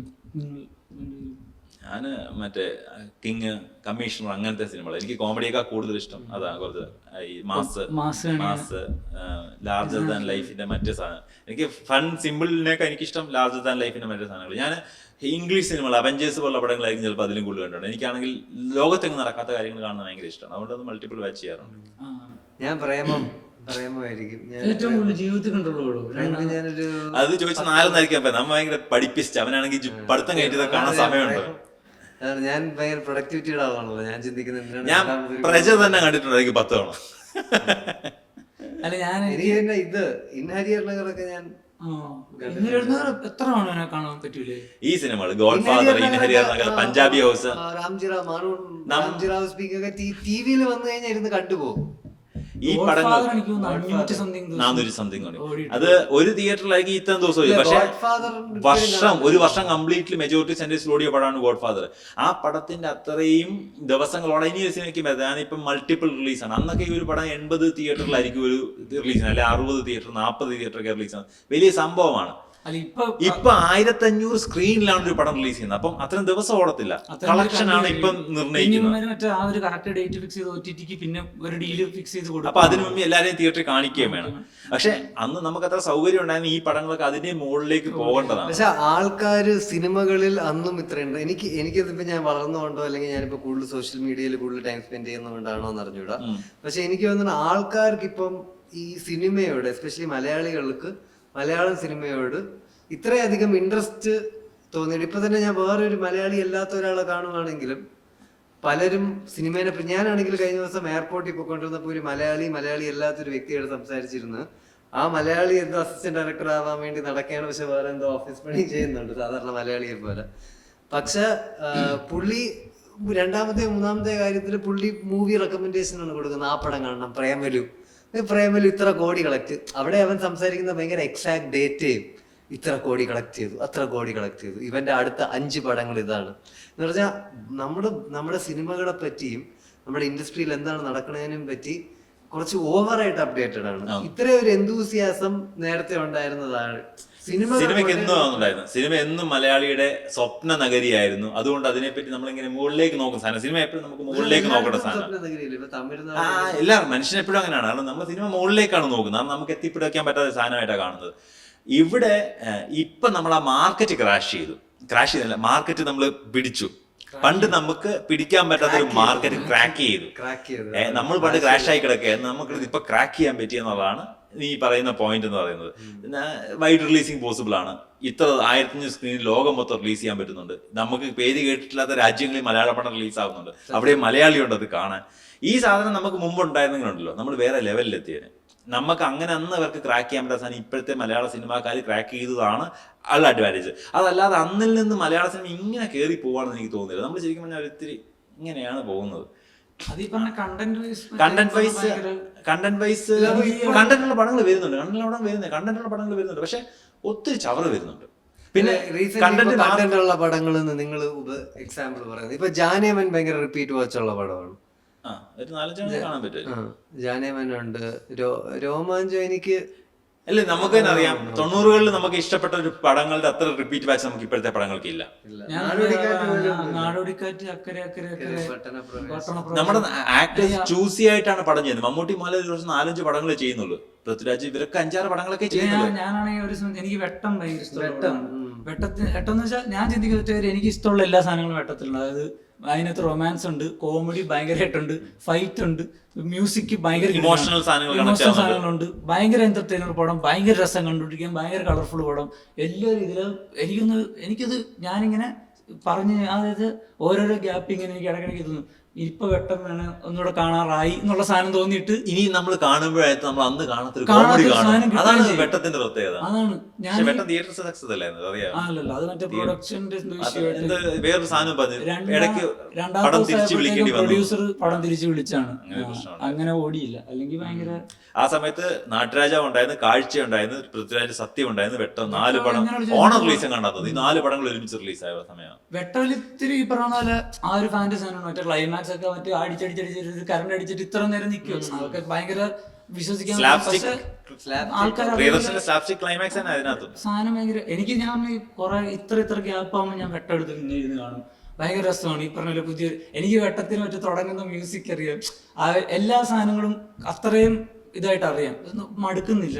അക്കരെ അക്കരെ അക്കരെയാണ് എനിക്കിതുപോലെ പിന്നെയും കാണുമ്പോൾ എന്ത് കിടിലൻ സ്ക്രിപ്റ്റ് ആണ്. എനിക്ക് മറ്റേ ഇവന്മാർ ഒരുമിച്ച് ഇത്ര മണ്ടത്തരം സാധനം ബിൽഡ് ചെയ്ത് പോയിട്ട് ഇവർ ഒരുമിച്ച് കേസ് അന്വേഷിക്കുമ്പോൾ അവിടെ ചെന്നിട്ട് ഈ പിന്നെ സ്പ്ലിറ്റ് ആവില്ല ഈഗോ അടിച്ചിട്ട് അന്വേഷിക്കുമ്പോൾ. ലാസ്റ്റ് ഇവൻ അന്വേഷിച്ച് വന്ന് ആശുപത്രി വന്നിട്ട് മറ്റേ ശ്രീനിവാസൻ കിടക്കോടുന്നു. അപ്പൊ നീയാളോടെ പോൾ ബാർബർ ആ അന്വേഷിച്ചോണ്ടിരിക്കുന്ന ആളാ, കൂടെ ഉള്ളവനെ വരെ സംശയിക്കുന്ന ലെവലിൽ മണ്ടത്തരം സാധനം. അത് അവര് ലോജിക്കലി അല്ലെങ്കിലും പക്ഷെ ഫണ്ണായിരുന്നു. അങ്ങനെ സ്ക്രിപ്റ്റിനകത്ത് നമ്മൾ ലോജിക്കൽ സാധനങ്ങൾ എഴുതണമെന്ന് അങ്ങനെ നിർബന്ധമില്ല. ഫൺ എഴുതി ഫൺ റൈഡ് ഉണ്ടാക്കി സിനിമകൾ ഉണ്ടാക്കി സക്സസ് ആക്കണം.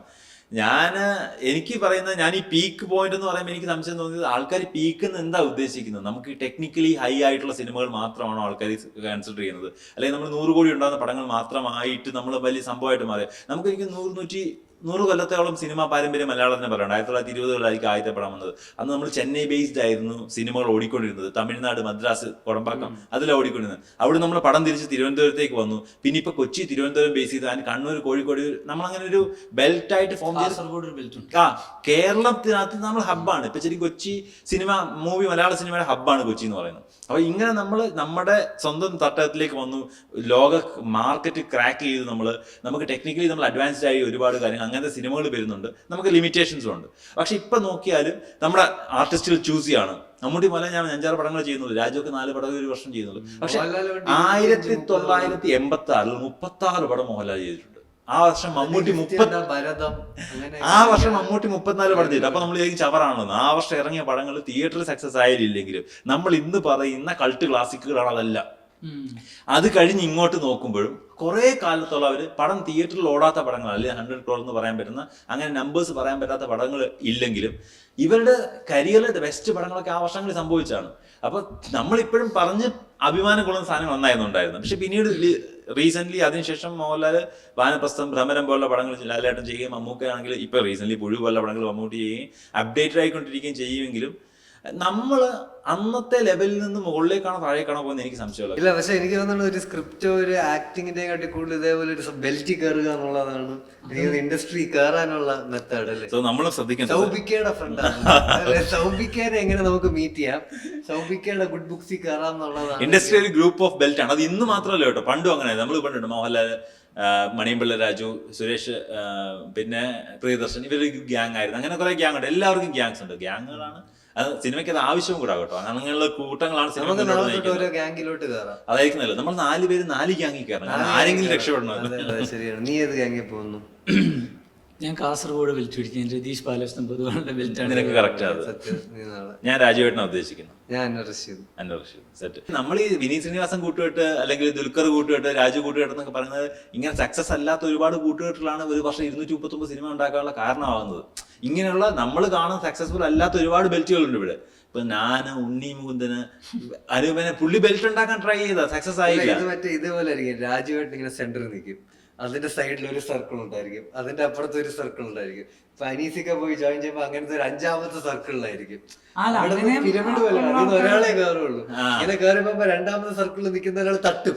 കാരണം ഇവൻ 5 വർഷമായിട്ട് അവിടെ നിൽക്കുകയാണ് സ്ക്രിപ്റ്റും കൊണ്ട്. പക്ഷെ ഇങ്ങനെയുള്ള കളക്ടീവ്സ് ആണ് സത്യത്തിൽ ഈ പറയുന്ന ഇൻഡസ്ട്രിയെ കൊമേഴ്ഷ്യലി വയബിൾ ആക്കി മാറ്റിയത്. ഇല്ല, അതിപ്പോ ഒരു ക്രിയേറ്റീവ് കൊളാബറേഷനിൽ ഇപ്പൊ നമ്മൾ ഒരുമിച്ച് വർക്ക് ചെയ്യുന്ന നമുക്കൊരു ക്രിയേറ്റീവ് കംഫർട്ട് ഉണ്ട്. നാളെ ഒരു സ്റ്റാൻഡപ്പ് കോമിക്കുമായിട്ട് വർക്ക് ചെയ്യുന്നതിനെക്കാട്ടി കൂടുതൽ കംഫർട്ടുള്ള നമുക്ക് വർക്കിംഗ് ഹിസ്റ്ററി ഉള്ളതുകൊണ്ടാണ്. അപ്പം ഈ ഒരു എനിക്കിപ്പോ ഞാനൊരു ഡയറക്ടർ ആണെങ്കിൽ എനിക്ക് അറിയാവുന്ന ഒരു ആക്ടറിനെ ഹയർ ചെയ്യുന്നതിൽ ഒരു തെറ്റുമില്ല. കാരണം ക്രിയേറ്റീവ് എന്ന് പറഞ്ഞൊരു കമ്മ്യൂണിക്കേഷൻ ഭയങ്കര ഇമ്പോർട്ടന്റ് ആണ്. വിഷൻ കമ്മ്യൂണിക്കേറ്റ് ചെയ്യുക, പിന്നെ ആ ഒരു വിശ്വാസം വേണ്ടത് ഭയങ്കര ഇമ്പോർട്ടന്റ് ആണ്. തിരിച്ചുകൊണ്ടല്ലോ ഇവരെ വെച്ച് ചിന്തിച്ചു എഴുതാം. കാരണം ഇവര് അവസാനം എങ്ങനെ ചെയ്യും എന്നുള്ളത് ഇവർക്ക് ഒരു ഐഡിയ ഉണ്ട് എഴുതുമ്പോൾ.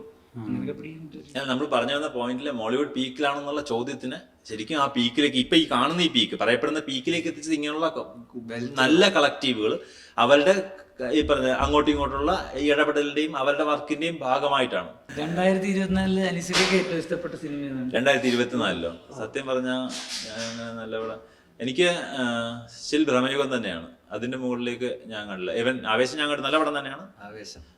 പക്ഷെ ഭ്രമയുഗമാണ് എനിക്ക് ടോപ്പ് ചെയ്യുന്നതെന്ന് എനിക്ക് തോന്നുന്നു. എനിക്ക് ആവേശമാണ്. ഞാൻ ആവേശം കണ്ടില്ല. ബ്രഹ്മയുഗം എന്റെ ഒരു ടൈപ്പല്ല. നീ ബ്രഹ്മയുഗം ഇഷ്ടപ്പെട്ടു. നീ ആവേശം എനിക്കൊന്ന് എക്സ്പെക്ടേഷൻ കുറച്ച് പോകുന്നതായിരിക്കും നല്ലത്. വർഷങ്ങൾക്ക് ശേഷത്തിന് അത് സംഭവിച്ചതാണ്. ഞാൻ പറഞ്ഞ എനിക്ക് ഇഷ്ടപ്പെടുന്ന ടൈപ്പ് ഒരു എനിക്ക് മെയിൻ ആയിട്ട് അതിൽ എക്സ്പെക്ടേഷൻ ഡൗൺ ചെയ്തിട്ട് പോകണം. അപ്പൊ ഭയങ്കര രസമായിട്ട് തോന്നും. വർഷങ്ങൾക്ക് ശേഷം ആദ്യം ഭയങ്കര എക്സ്പെക്ടേഷൻ ആയിരുന്നു, അത് പോയപ്പോഴാണ് എനിക്ക് ഇഷ്ടപ്പെടാൻ. അവൻ എക്സ്പെക്ടേഷൻ കുറച്ച് പോയപ്പോൾ അവന് പടം ഇഷ്ടപ്പെട്ടു. അല്ല, ഈ വർഷം പകുതി ആകുമ്പോഴും ഒരു 10 പടം നല്ലത് പറയാനുള്ള നല്ല സിമ്പിളാണ്. നമ്മൾ കഴിഞ്ഞ വർഷത്തെ കാര്യം പറയുമ്പോൾ ടെക്നീഷ്യൻസ് ഭയങ്കര അടിപൊളിയാണ്. ഓക്കെ, ടെക്നിക്കലി നല്ല ഇതാണ്. പിന്നെ എനിക്ക് തോന്നുന്നു ഇതേപോലെ ഇൻഡസ്ട്രി മാർക്കറ്റ് ക്രാക്ക് ചെയ്തിട്ടുണ്ട്. അതായത് എന്തൊക്കെ എലിമെന്റ്സ് ആണ് കൂടുതൽ കളക്ഷൻ വരുന്ന പടങ്ങൾ. ഈ കണ്ടന്റിനെ കാട്ടി കൂടുതൽ ഈ എന്റയർ എക്സ്പീരിയൻസ്, പ്രൊമോഷൻ. ഒരാൾ ടിക്കറ്റ് എടുക്കുമ്പോൾ എന്താണ് ചിന്തിക്കുന്നത്, ടിക്കറ്റ് എടുത്തു കഴിഞ്ഞാൽ അവര് പോയി കഴിഞ്ഞാൽ അവരൊരു 10 പേരെ ഇൻഫ്ലുവൻസ് ചെയ്യും, അവർക്ക് എന്തെങ്കിലും. അതാണല്ലോ ഇപ്പൊ വർഷങ്ങൾക്ക് ശേഷവും കുറെ ടോക്കിംഗ് പോയിന്റ്സ് ഇട്ടുണ്ട്. സെൽഫ് ട്രോളിന്റെ സാധനവും അല്ലെ, ആ നിവിൻ പോളി സാധനം ഭയങ്കര മെറ്റയാണ് അല്ലേ. അപ്പൊ അങ്ങനെ അവര് ഭയങ്കര ഓക്കെ ഇങ്ങനത്തെ ഒരു എലിമെന്റ് പ്ലേസ് ചെയ്താൽ അത് എന്തായാലും ആൾക്കാർക്ക് കണക്ട് ആവും എന്ന് മാത്രമല്ല അവര് പോയി 10 പേരെടുത്ത് പോയി പറയുകയും ചെയ്യും. അവര് സ്റ്റോറി ഇടും, സ്റ്റേറ്റസ് ഇടും. ഇപ്പം ലിയോ സിനിമയിലൊക്കെ അങ്ങനെ മറ്റേ ടൈറ്റിൽ കാർഡ് കുറച്ചുകൂടെ നേരം കാണിക്കുന്ന ആൾക്കാരൊന്ന് ഫോട്ടോ എടുത്ത് ഇടട്ടെ എന്നുള്ളൊരു സാധനമാണ്. അങ്ങനെ ഒരു ഹൈപ്പ് ക്രിയേറ്റ് ചെയ്യുക. അപ്പൊ അങ്ങനെ ഒരു മാർക്കറ്റ് ക്രാക്ക് ചെയ്തിട്ടുണ്ട്. പിന്നെ എനിക്ക് തോന്നുന്നു ഇതേപോലത്തുള്ള ബെൽറ്റുകൾ, അതില് ഒരു നല്ല ടീം വർക്ക് ചെയ്ത് നല്ല മെഷായിരിക്കുന്ന കുറെ ആക്ടർ, ഡയറക്ടർ, റൈറ്റർ കോമ്പിനേഷൻസ് ഉള്ളതും. അതുകൊണ്ട് എനിക്ക് തോന്നുന്നു ഇനി കുറച്ചുകൂടെ പീക്കിലോട്ട് പോകാനും പക്ഷെ അപ്പോഴും ഫില്ലാവാത്ത കുറച്ച് പോർഷൻസ് ആണ് ഞാൻ. ഇപ്പൊ ഇതിൽ ഞാൻ ആഗ്രഹിക്കുന്ന സാധനങ്ങളൊക്കെ തന്നെയാണ് സിനിമയുടെ ഇപ്പം നിൽക്കുന്ന ഹൈ പോയിന്റുകൾ. ഇതിൽ ഞാൻ ആഗ്രഹിക്കുന്ന ഒരു സാധനം ഇനി വരാനുണ്ട്. അതായത് നമുക്ക് ഫാന്റസി ഫിലിംസ്, പീരിയോഡിക് സിനിമകൾ, ബഡ്ജറ്റ് പ്രശ്നമല്ലാതെ ധൈര്യമായിട്ട് നമുക്ക് സിനിമകൾ ഇറക്കി ഇന്റർനാഷണൽ മാർക്കറ്റിലേക്ക് ഇറക്കാൻ പറ്റുന്ന സിറ്റുവേഷൻ ഉണ്ടാവുക. നമ്മളുടെ ഇവിടുന്ന് ഇറങ്ങുന്ന സാധനങ്ങൾ റിലേറ്റബിൾ. അതായത് ഇറാൻ സിനിമ നമ്മളിവിടെ കണ്ടിട്ട് നമ്മൾ പറയുന്ന പോലെ കേരളത്തിലെ സിനിമ നമുക്ക് റിലേറ്റബിൾ, അതായത് നമുക്ക് മാത്രമായിട്ട് റിലേറ്റബിൾ ആ സിനിമകളായിട്ടാണ് കൂടുതലും പോകുന്നത്. അതിന്റെ അപ്പുറത്തേക്ക് ഇന്റർനാഷണൽ മാർക്കറ്റിൽ ഇന്റർനാഷണൽ ആൾക്കാർക്കും ഈ കൾച്ചർ വ്യത്യാസമില്ലാതെ കാണുമ്പോൾ റിലേറ്റബിൾ ആണ് സിനിമകൾ ഉണ്ടാവുക. അത് എന്റെ ആഗ്രഹങ്ങളിലുള്ള സാധനമാണ്. പക്ഷെ ഇനി എനിക്ക് ആഗ്രഹമില്ലാത്ത, ഞാൻ സത്യത്തിൽ ശ്രദ്ധിക്കാത്തൊരു പോയിന്റ് ഉണ്ട്. അതുകൊണ്ട് പക്ഷെ സിനിമയിൽ സംഭവിക്കണം. അതായത് നമുക്ക് ഈ 100 വർഷത്തെ സിനിമ ജീവിതത്തിനിടയ്ക്ക് നമുക്ക് ഇന്റർനാഷണൽ ഫിലിം ഫെസ്റ്റിവലുകളിലേക്ക് ഇന്റർനാഷണലി അക്ലെയിംഡ് ആയിട്ടും പോയിട്ട് 10 പടങ്ങളെ കാണത്തുള്ളൂ. ഈ വർഷം പോയല്ലോ ക്യാൻസൽ ചെയ്താ പോയത്. ഇത് ഇടയ്ക്കിടയ്ക്ക് വല്ലപ്പോഴും സംഭവിക്കും. ഈ പോകുന്നു ക്യാൻസിൽ പോകുന്നു, ക്യാൻസ് നമ്മൾ ശ്രദ്ധിക്കാറില്ല. ഞാൻ കാണാറില്ല. പക്ഷെ എന്റെ ആഗ്രഹം മലയാള സിനിമകൾ ഇഷ്ടപ്പെടുന്ന ആള് ക്യാൻസ്, സൺഡാൻസ്, ടൊറന്റോ, കുറെ ഫിലിം ഫെസ്റ്റിവൽ ഉണ്ടല്ലോ. ഇപ്പൊ ഓസ്കാർ പോകണ്ട, അതിന്റെ നമ്മൾ കാണത്തില്ല. പക്ഷെ അങ്ങനെയും ഞാൻ കണ്ടതാ. ഇൻഡസ്ട്രി ഞാൻ അസാൻ ഇൻഡസ്ട്രി ഞാൻ അതുകൂടെ ഉണ്ടാവണം. ഞാൻ അതിന്റെ ആഗ്രഹമല്ല.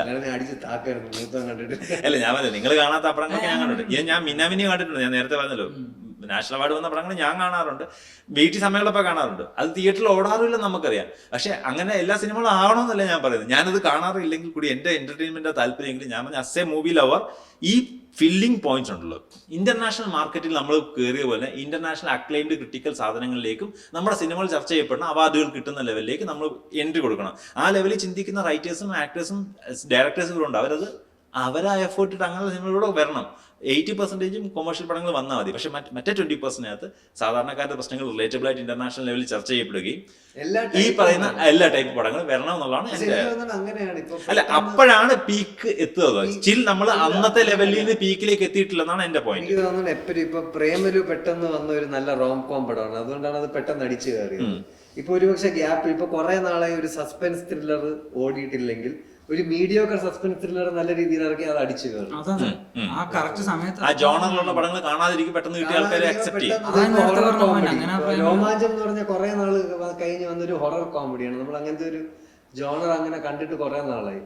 അപ്പൊ അത് പെട്ടെന്ന് അതിനൊന്നും ചിലപ്പോൾ ഇൻ ഗോസ്റ്റ് ഹൗസിനിൽ ചെറിയ ഹൊറർ കോമഡി സംഭവം പിടിച്ചിട്ടുണ്ട്. അത് വന്നപ്പം അപ്പൊ എനിക്ക് തോന്നുന്നു അതിങ്ങനെ ഒരു നമുക്ക് ആൻഡ് സിനിമയ്ക്ക് ഒരു 10-15 ജോണർ ഉണ്ടല്ലോ നമ്മൾ എടുക്കുവാണെങ്കിൽ. അപ്പം അത് എപ്പോഴും എവർഗ്രീൻ ആയിട്ട് നിൽക്കുന്ന കുറച്ച് ജോണർ ഉണ്ട്. മാസ് ഹീറോ രാജുവേട്ടൻ വന്ന് റോണർ എന്ന് പറയുന്നത് റോണർ. നമ്മൾ പണ്ട് ജനറേന്നായിരുന്നു പറഞ്ഞിരുന്നത്. അത് കഴിഞ്ഞ് കുറച്ച് ആൾക്കാർ ജോണറാക്കി. ഇപ്പൊ പറയുന്നത് ജോണർ എന്ന് പറയില്ല, റോണർ എന്ന് പറയാം. 2-3 നാട് ജീവിതം ഇനി ചിലപ്പോൾ അടുപ്പിച്ച് കുറെ എണ്ണം അതുപോലത്തെ വരും. ബട്ട് സ്റ്റിൽ നമ്മൾ അങ്ങനെ റിയൽ ലൈഫ് ആണ് ട്രെൻഡ്. റിയൽ ലൈഫ് കഥ പിടിക്കുക എന്നുള്ളതാണ് ബേസ്ഡ് ഓൺ ട്രൂ ഇൻസിഡൻസ് പറയുക. എല്ലാ ടൈപ്പ് ഓഫ് ജോണർ പടങ്ങളിലും വരിക, എല്ലാ ടൈപ്പ് മാർക്കറ്റും ക്രാക്ക് ചെയ്യുക, എല്ലായിടത്തേക്ക് റീച്ച് ചെയ്യുക, എല്ലാം ഡിസ്കസ് ചെയ്യപ്പെടുക, നമുക്ക് റീച്ച് ചെയ്യാൻ പറ്റാത്തെന്ന് വിചാരിക്കുന്ന കാര്യങ്ങൾ കീഴടക്കുക. ഇതാണ് ഞാൻ ആഗ്രഹിക്കുന്നത്. മലയാള സിനിമ എന്നുള്ള രീതിയിൽ, ഇന്ത്യൻ സിനിമ എന്നുള്ള രീതിയിൽ നമുക്കത് എത്തിയുള്ള പൊട്ടൻഷ്യൽ ഉണ്ട്. നമ്മളത് മുമ്പ് കാണിച്ചിട്ടുണ്ട്. പക്ഷെ ആ ലെവലിലേക്ക് ഇപ്പം നമ്മൾ എത്തുന്നില്ലെന്ന് എനിക്ക് ചില സംശയങ്ങളുണ്ട്. അതുകൊണ്ടാണ് ഞാൻ പറഞ്ഞത് ഇത് പീക്കിലേക്കല്ലെന്ന് എൻ്റെ പോയിന്റ്. കൊമേഴ്ഷ്യലി ചിലപ്പോൾ പീക്കിലായിരിക്കും ഇപ്പം. വൈൻഡപ്പ് ചെയ്യാം നമുക്ക്. ഓൺ ദാറ്റ് നമുക്ക് നമ്മൾ ആഗ്രഹിക്കുന്ന നമ്മളെല്ലാവരും ഓരോ ബെൽറ്റിൽ കയറുക. നമ്മളിപ്പോ സ്റ്റാൻഡപ്പ് കോമഡി നമ്മൾ രക്ഷപ്പെടുക. ഇനി സിനിമയിൽ പോയി എങ്ങനെയെങ്കിലും മുഖം കാണിക്കുക. അപ്പോഴത്തേക്ക് ഒരു 10 ആൾക്കാർ നമ്മൾ റെക്കഗ്നൈസ് ചെയ്യുക. എന്നിട്ട് നമുക്ക് സ്റ്റാൻഡപ്പ് കോമഡി ചെയ്യുക. അപ്പൊ മോളിവുഡ് ഈ പീക്കിൽ നിന്ന് ഇനി ശരിക്കുള്ള പീക്കിലേക്ക്, റിയൽ പീക്കിലേക്ക് വളരട്ടെ. അപ്പോഴത്തേക്ക് ഒരു സ്റ്റാൻഡപ്പ് കോമഡിയുടെ ഒരു ചെറിയ പീക്ക് ഇങ്ങനെ സൈഡിൽ മറ്റേ വാഴയിൽ വെള്ളം വരുമ്പോ ചീര തന്നെ വാഴയ്ക്ക് നനയ്ക്കുമ്പോൾ ചീര തന്നെ എന്ന് പറയുന്നത് മലയാള സിനിമ രക്ഷപ്പെടുമ്പോൾ സ്റ്റാൻഡപ്പ് കോമഡി കൂട്ടത്തിൽ രക്ഷപ്പെടും. അതുകൊണ്ട് മാത്രം നമുക്ക് മലയാള സിനിമ ഇനിയും പീക്കിലേക്ക് പോകണമെന്ന് ആഗ്രഹിക്കാം. ഇനിയും പീക്കിലോട്ട് പോട്ടെ. ആ പീക്കിൽ എവിടെയെങ്കിലും ക്വാളിറ്റി സിനിമകൾ ഉണ്ടാവട്ടെ, സ്റ്റാൻഡപ്പ് കോമഡിയും കൂടെ പീക്കിലോട്ട് 1000 crores പടങ്ങൾ ഉണ്ടാവട്ടെ, ബഡ്ജറ്റ് നോക്കാതെ ചെയ്യുന്ന വലിയ പടങ്ങൾ ഉണ്ടാവട്ടെ, എല്ലാവർക്കും റിലേറ്റബിൾ ആകുന്ന ഇന്റർനാഷണൽ ടോപ്പിക്കുകൾ, ഇന്റർനാഷണലി ചർച്ച ചെയ്യപ്പെടുന്ന നമ്മുടെ റീജിയണൽ ടോപ്പിക്കുകൾ ഉള്ള സിനിമകൾ ഉണ്ടാവട്ടെ. ശരിക്കും സിനിമ പോലെ തന്നെ നമ്മളും കഷ്ടപ്പെട്ട് 1.5 മണിക്കൂറത്തേക്ക് നമ്മുടെ ഷോ സിനിമ പോലെ അല്ലേ? അല്ല, കണ്ടവർക്ക് മനസ്സിലായിട്ടുണ്ടായിരിക്കും, ആൾക്കാർക്ക് കാണാത്തോണ്ട് ഒരു ഐഡിയ ഇല്ല. അല്ല, നമ്മുടെ എക്സ്പീരിയൻസ് ഇപ്പൊ നമ്മൾ ചെന്നൈ ചെയ്ത വെന്യൂ വെച്ചിട്ടൊക്കെ ഭയങ്കരമായിട്ട് ഗെയിം മാറൂലേ? നമ്മളും എക്സ്പീരിയൻസ്. അല്ല, ഞാൻ പറഞ്ഞത് ഇത് പ്രോപ്പർ ആയിട്ട് നമ്മൾ ഷോ നടത്തുമ്പോൾ ഈ പറഞ്ഞ 1.5 മണിക്കൂർ ശരിക്കും ഒരു ഭയങ്കര എന്റർടൈനർ പടം കണ്ട ഫീൽ ഇല്ല. എത്രയോ ചിരിക്കുന്നു. നമ്മൾ പഠിക്കുമ്പോൾ ഇനിയും ഈ പറഞ്ഞ എക്സ്പീരിയൻസിന്റെ ഇത് നമുക്ക് കൂട്ടി കൊടുക്കാൻ പറ്റും. ഇനി കൂട്ടി കൊടുക്കണം എന്തായാലും. കൂട്ടി കൊടുക്കുന്നിടത്താണ് സക്സസ് ഇരിക്കുന്നത്. ഞാൻ ഈ എപ്പിസോഡിൽ പുള്ളി വൃത്തിയോട് പറഞ്ഞിട്ടില്ല ഞാനിപ്പോഴത് ഓർത്തത്, അതുകൊണ്ടല്ലേ ഇത് പറഞ്ഞത്. കൂട്ടിക്കൊടുത്ത് നമ്മൾ രക്ഷപ്പെടുമെന്ന് പറഞ്ഞുകൊണ്ട് ഈ എക്സ്പീരിയൻസ് കൂട്ടി കൊടുത്തിട്ട് നമ്മൾ രക്ഷപ്പെടുന്നു. മുന്നോട്ടുള്ള നമ്മുടെ എപ്പിസോഡുകളിൽ ഇതുപോലെ ജോൺ ജോ വേണ്ടെന്നുണ്ടെങ്കിൽ കമന്റ് ചെയ്യുക. അത് കഴിഞ്ഞാൽ എനിക്കെതിരല്ലേ വോട്ട് ചെയ്ത് ജോൺ ജോ വേണ്ടെന്നുള്ളത് കമന്റ് ചെയ്യുക. പറഞ്ഞാൽ നമുക്ക് പറഞ്ഞു വിട്ടേക്കാം. ഇതിപ്പോ ഏതെങ്കിലും മാസം കാണിക്കും നീ ആടാ വേണ്ടാത്ത ഭാര്യയുടെ ഫേക്ക് അക്കൗണ്ട് ആയിരിക്കും. Okay, thank you.